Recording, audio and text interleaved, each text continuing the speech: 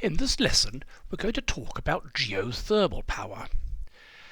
Now, some people think that geothermal power could be the best form of renewable energy, but right now it's, except in certain particular places where there are volcanoes near the surface, nothing very much. So let's think about why it might be so enormously useful and what are the barriers that have so far stopped it from becoming that. So what is geothermal power? The basic idea is the inside of the earth is hot.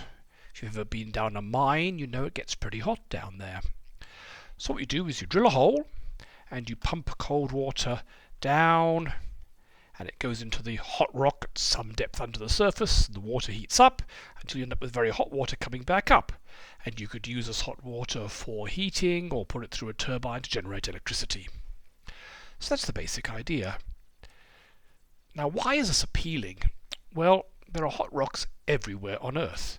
Most other renewable resources only work in some places. You need hills with wind or sunshine, but there's hot rocks everywhere on Earth. So anywhere you could drill a hole and get hot water out. It's a power source that can work absolutely anywhere. There are countries like Australia have plenty of wind and land to put sun, but if you're a small country, a cloudy country, you might not have that, but you will still have hot rocks underground. And unlike wind and solar, this puts out power all the time, 24 hours a day, 365 days a year, totally reliable.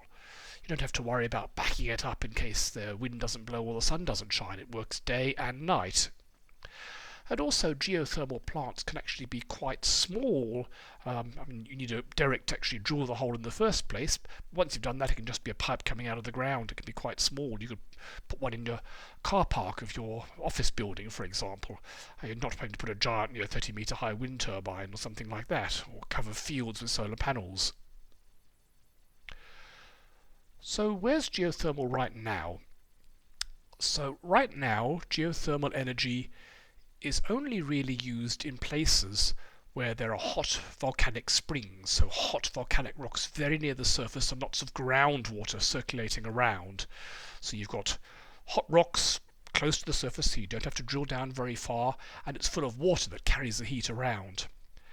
So the place where there's the most geothermal power is Iceland, where it supplies about 30% of the power. And this image here shows a geothermal plant in Iceland. So presumably there are some drills going underground and the hot water comes up, and this is cooling systems where they convert it into electricity. And this gives Iceland extremely cheap electricity. New Zealand has about 10% of its power from geothermal.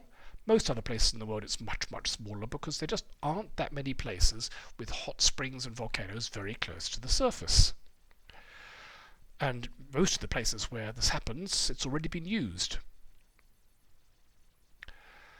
But that's not the idea that proponents of geothermal power have. What they're suggesting is that far from being something you can only do if you happen to have a big volcano right next door, you can do this anywhere. You won't have the really hot rocks and the hot water circulating just below the surface. You just need to drill a bit deeper. But if you're deep anywhere on Earth there is hot rock, typically temperatures rise by about 25 degrees centigrade for every kilometre you go down. More in some region.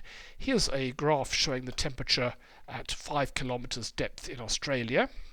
And you can see there are some places where it's less than 85 degrees, but there's a place here, the Cooper Basin, where it's over 235 centigrade at 5 kilometres. That's much more than this will tell you. But pretty much everywhere there are hot spots like Kangaroo Island near Adelaide Hills over here, and other hot spots around the place. So there's a lot of places where it's actually much hotter than this 25 degrees C. But everywhere on Earth you'll get at least this typically.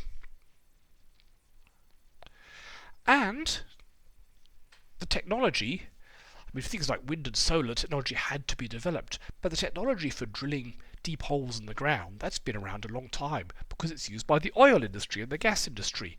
So there are huge numbers of companies and people who've spent decades trying to work out how to dig drill holes in the ground. So the technology has already been researched enormously, and there are large numbers of skilled people and companies supplying all the components you might need.